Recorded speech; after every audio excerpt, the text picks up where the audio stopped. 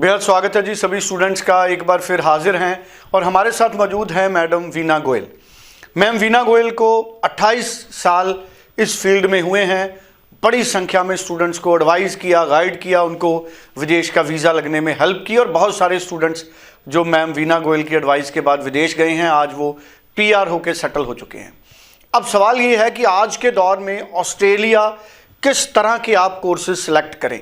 सबसे जो बड़ा पॉइंट उभर के आया है, ऑस्ट्रेलिया में वीज़ा बड़ी मुश्किल से मिल रहा है, लेकिन कुछ प्रोफाइल ऐसे हैं जिनको वीज़ा मिल रहा है, कुछ प्रोफाइल ऐसे हैं और कुछ कोर्सेज ऐसे हैं जिनमें वीज़ा मिल रहा है। और आज वही हम मैम वीना गोयल से जानना चाहेंगे कि किस तरह के कोर्सेज लिए जाएं, किस तरह के प्रोफाइल और कोर्सेज के बाद GTE आपका जल्दी क्लियर होगा।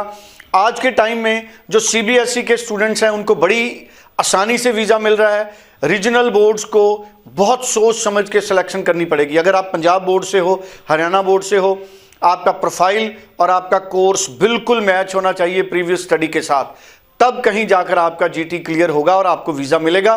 और मैम वीना गोयल जो आइडियल प्रोफाइल्स हैं 15-20 दिन में ही उनका GT क्लियर करवा देते हैं, क्योंकि एक्सपीरियंस है। और मैम आपका स्वागत भी है और मैं चाहूँगा कि पूरी क्लैरिटी आप दें आज, किस तरह से स्टूडेंट कोर्स सेलेक्ट करें, उनका GT जल्दी क्लियर हो, उनका वीज़ा आए।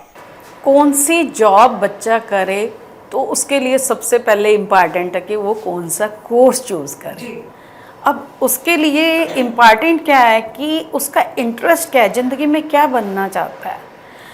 अगर मान लीजिए एक बच्चा अपनी इंटरनल सेटिस्फेक्शन चाहता है और वो टीचर बनना चाहता है तो वो IT में नहीं जा सकता। और एक है मॉनेटरी बेनिफिट चाहता है, टेक्नोलॉजी में बहुत अच्छा, वो टेक्नोलॉजी में जाएगा। इसके लिए तो मेरी हर स्टूडेंट से यही रिक्वेस्ट है कि आप अपनी इंटरनल बात सुनो, आपको क्या अच्छा लगता है आप वो ही कोर्स लो। और अगर आप बहुत मेहनत करने के लिए तैयार हो, कुछ अच्छे कोर्सेज लो जिसमें हाईली पेड जॉब्स हैं, then it's not looking back, means you are not going to look back. जो आप कर रहे हो बहुत अच्छा कर रहे हो, आप मॉनेटरी बहुत अच्छे आगे बढ़ते हो। तो ये सारा उस पर डिपेंड करता है। हम शुरू करते हैं। मान लीजिए एक बच्चा है जिसने +2 मेडिकल की है या सुपर मेडिकल की है। जो सुपर मेडिकल वाला, उसके पास दोनों चॉइसेस हैं।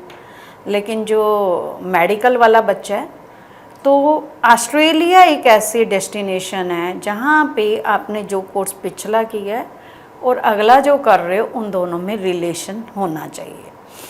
तो हेल्थ वाला बच्चा या तो नर्सिंग में जाएगा या हेल्थ रिलेटेड कोई कोर्स में जाएगा, social work, community welfare, child care, कुछ ऐसे कोर्सेज़ हैं जो मैं एक जनरल बता रही हूँ।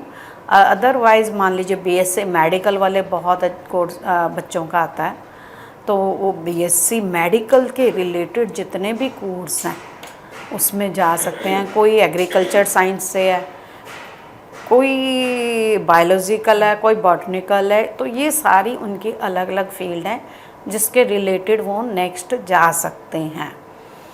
अब जो मान लीजिए +2 मेडिकल वाला है तो वो आगे बैचलर अपने हिसाब से ले सकता है। नर्सिंग में जाना है तो 7 बैंड ईच उनको IELTS के चाहिए। +2 में 65% CBSE बोर्ड के बेस्ट 4 में चाहिए उनको। अब अगर नर्सिंग वाला है तो उसने नर्सिंग ले लिया, 3 ईयर की बैचलर डिग्री करके बहुत सारी यूनिवर्सिटीज़ हैं जिनमें उनको आगे नर्सिंग रजिस्ट्रेशन नहीं कराना। वो कोर्स ऑलरेडी रजिस्टर्ड होता है नर्सिंग बॉडी के साथ, तो उनको जस्ट वहाँ जाके जैसे ही उनकी बैचलर कंप्लीट हुई तो they will start their job. और उनकी जॉब जो है ऑलमोस्ट $90,000 के अराउंड पर एनम की आ रही है। $45 पर आवर ऑलमोस्ट उनको पे हो रहा है।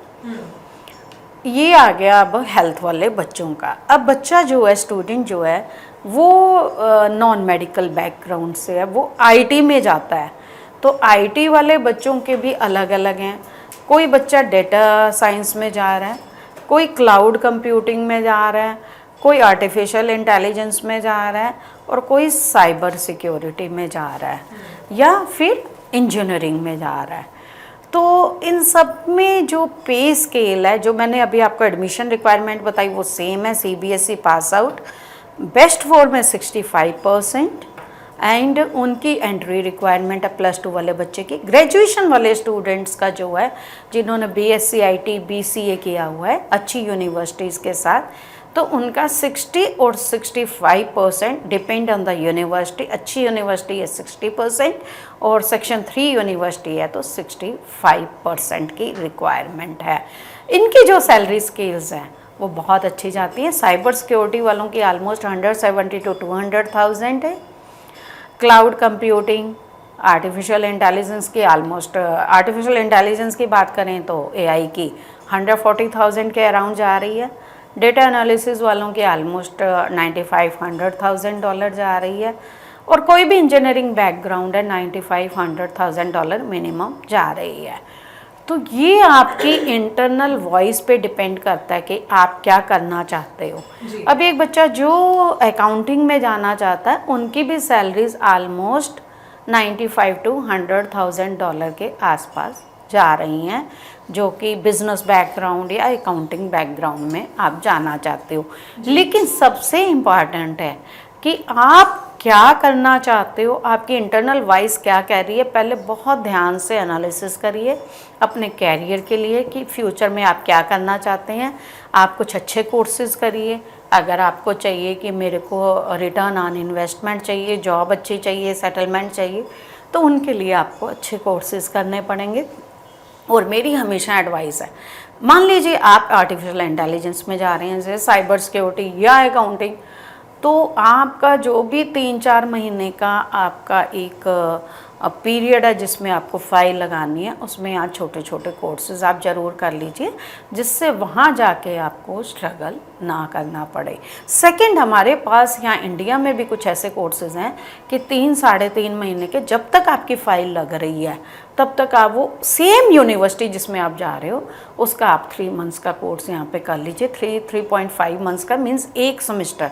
तो आपको वहाँ की 1 सेमेस्टर की फ़ीस जो है जस्ट 1/3 देनी पड़ती है और सीधा आपके सेकेंड सेमेस्टर में आपकी एंट्री हो जाती है वहाँ पे, और उससे वीज़ा चांसेस बहुत ज़्यादा बढ़ जाते हैं।